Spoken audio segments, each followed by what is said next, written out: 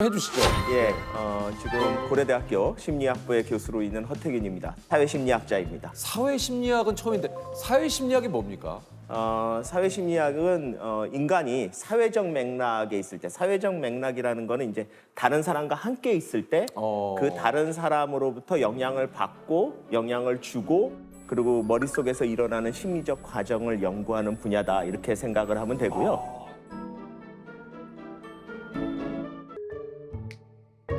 21년 동안 심리학을 연구하셨지만 파악하기 힘든 심리는 누구?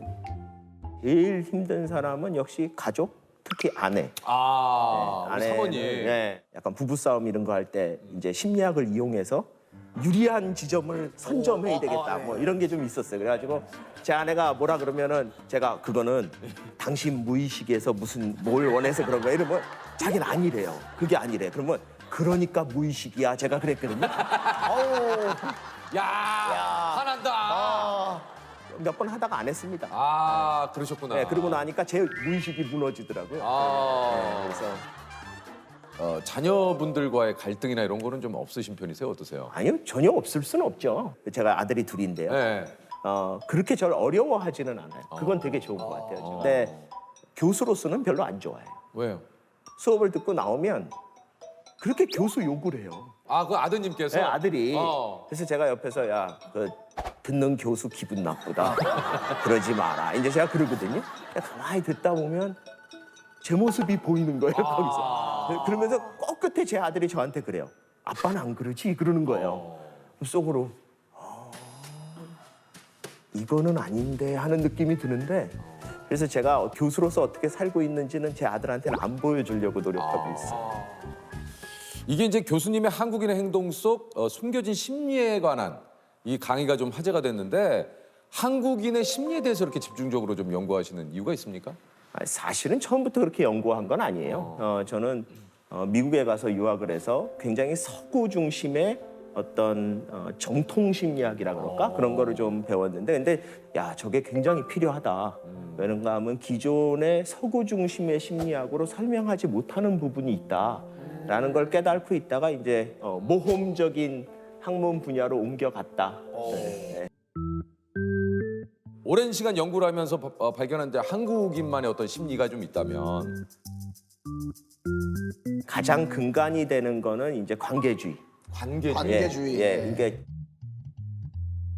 내가 다른 사람의 어떤 취향이나 다른 사람의 선택에 따라서 내 거를 바꿔줄 준비가 돼 있는 거거든요.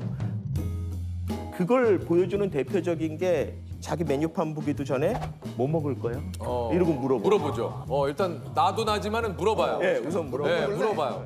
뭐 드실래요? 뭐 특별히 먹고 싶은 거나 가리는 음식이 있으세요?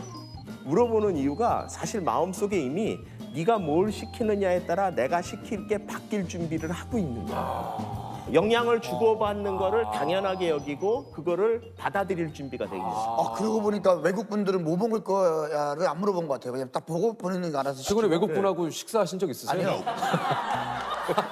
영화에서. 아니, 영화에. 영화에서. 왜 자기가 정확하게 보신 거예요. 그렇습니다. 아니 근데 진짜 그런 것 같아요. 저희들도 내가 뭘 먹으러 갔지만 또 남들이 다 이러면 그래 그냥 그거 먹자. 그럼 그게 좋겠다. 맞아요. 뭐 이런 경우 굉장히 많으니까. 예. 관계주의 같은 경우에는 아까 전에 얘기했듯이 배려하는 거 이런 건 되게 좋은 좋죠. 거예요. 예. 예. 그 대신 그 배려가 역으로 뒤집으면 원칙을 깨는 거예요. 이제 줄을 서 있어요. 네. 근데 뒤에 있는 할아버지한테 먼저 가세요. 이러면 배려죠. 배려죠. 배려인데 그러면 순서대로 간다는 원칙이 깨진 거예요. 근데 서양 사람이나 아니면은 집단주의 사람들은 딱 원칙이 정해지면 이대로 해야 돼. 내가 쏠게. 뭐 이런 것도 약간 그 뭐 어떤 이게 좀 있다면서요. 그거는 이제 관계주의에서 나오는 주체성에 관련된 건데요. 주체성이. 네, 그 뭔가 하면 주체성은 자신의 존재감과 영향력을 확인하고 확대하려는 성향이에요. 이게 집단주의 아마 하고 가장 큰 차이가 나는 부분이에요. 네. 집단주의는 조직 속에 묻혀 있는 존재로 보기 때문에 자신의 존재가 이렇게 강하게 나타나는 걸 별로 좋아하지 않습니다. 그런데 관계주의는 집단 속에 묻히는 게 아니라 1대1 관계로 가지는 거거든요.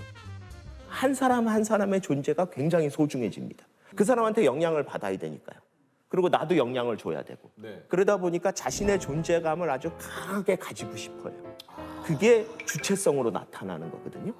아, 그래서 이제 뭐 내가 쏠게 이런 것도 뭔가 그런 속에서 오는 나의 존재감을 좀 드러내기 위한. 그렇죠. 뭐 그나마 괜찮아요. 그걸 할 만한 이유가 있는 날이면. 뭐 자기 생일이라든지 진짜 좋은 일이 있으면. 근데 우리나라 사람들이 특이하게 별 이유가 없는데 자꾸 밥을 사잖아요. 한 몇 번 받아먹고 나면 지가 뭔데? 이런 느낌이 딱 듭니다. 그런 것도 있어요. 그런 것도 네, 있어요. 지가 뭔데 뭐 아니 뭐 지가 뭐 돈 있으면 얼마나 있다고 그렇게 매번. 약간 나 무시하는 거야 뭐야 막. 이게 이제 그걸 존재감을 자꾸 드러내면 한국 사람 입장에서는 그걸 불편하게 여기는 부분이 좀 있는. 아니 이게 저 주체성이 강해서 생기는 긍정적인 부분과 또 부정적인 부분이 또 있다고 그래요.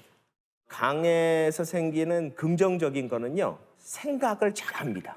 우리나라 사람들이 이 창의력이 좋아요. 그런가 하면 원칙이잖아요. 이러고 넘어가는 법이 없어요. 전부 다 이거 어떻게 하면 좀 더 할까? 어떻게 하면 그래서 그 인터넷이나 이런 데 보면은 막 이걸 이렇게 사용해? 예. 심지어는 그걸 만든 분도 이런 기능을 그럼 인터넷 그런 거 있잖아요. 예.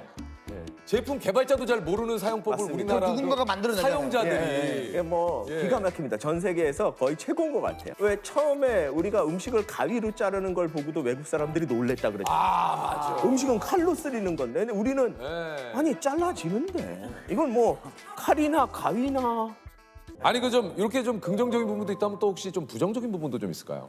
똑같습니다. 생각을 많이 해요. 네. 그래서 자기 멋대로 해요. 공사하는데 이렇게 가면 자기가 보기엔 이게 좋을 것 같다. 그러니까 이게 설계도가 있는데 10개가 들어가야 되는데 7개면 되겠는데 뭐 이런 생각을 하면 사실 안 해야 되거든요. 이게 그런 생각 안 해야 됩니다. 근데 어떻게 보면 원칙대로 되는 게 별로 없어요. 아 정해진 틀 안에서 움직이는 게 네. 재미없어요. 문제는 말만 하면 괜찮은데 진짜 찾아요. 아 맞아. 이게 문제예요. 이거 못 찾으면 괜찮아요. 근데 하고 나서 나중에 보면 이렇게 하면 안 되는 건데 이제 그런 일들이 너무 일상에서 많아요. 아 맞아. 그래서- 우리가 참 그래. 아니 그 좀 그 한국인의 어떤 이러한 심리적인 성향이 오늘날 좀 우리에게 미친 영향이 좀 있을까요? 지금 우리 사회가 갖고 있는 수많은 갈등 이런 것들이 저는 기본적으로 그런 것들을 배경에 깔고 있다고 생각을 해요. 우리나라 사람들이 언제 제일 화가 나나 하면 내가 영향을 주고 싶은데 상대방이 영향을 안 받을 때예요. 무슨 말을 했는데 그 말을 인식을 안 하는 거예요. 그러니까 그 내용이 중요한 게 아니라 왜 말을 들은 척도 안 하냐. 뭐 이거 가지고 사람이 말을 하고 있는데 뭐, 그걸 사회 전체로 확대시켜 보면 우리나라 사회가 이런 특성이기 때문에 전 세계 유례 없는 경제 발전도 이룩됐지만 동시에 전 세계 유례 없는 사회적 갈등도 유래된 거다.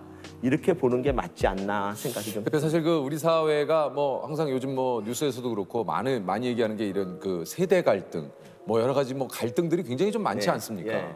어떤 점 때문에 이런 좀 갈등이 좀 이렇게 생기는 것 같으신가요? 뭐 그러니까 우리나라 사람들이 약간 일종의 환상 같은 게 있어요. 그러니까 모든 사람이 다 같이 함께 가야 된다라는 거를 모든 사람이 똑같은 생각을 해야 된다라는 약간 저는 환상을 갖고 있다고 생각을 해요. 상대방이 나하고 의견이 다르잖아요. 그러면은 상대방을 설득하려고 그래요, 자꾸. 말은 이렇게 해요. 우리 둘이 사이에 의견 조율을 통해서 합의점을 찾아보자. 이렇게 얘기를 하지만 실제로 마음속엔 내가 합리적이고 내 생각이 맞기 때문에 결론적으로는 네가 내 쪽으로 와야 된다고 생각을 하는 거예요. 그래서 설득을 하는데 이 설득하는 방법이 보통 정보를 알려줍니다.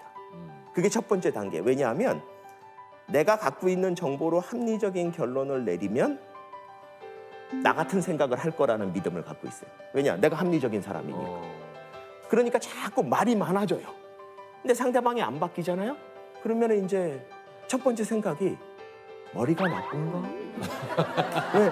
내가 알려줬는데 충분히 얘기 다 했는데 야 그거는 그거는 조금 과한데. 아니 근데 우리 사회를 보면 자기하고 생각을 다른 사람들을 폄하하고 이게 심지어 무슨 충 뭐 이런 인간으로도 네. 취급 안 하는 그런 용어들이 너무 많아요. 맞아요. 근데 그게 왜 그렇게 붙을까 보면 쟤는 인간이 아니라는 거예요. 인간이면 저렇게 생각할 수 없다라는 거예요.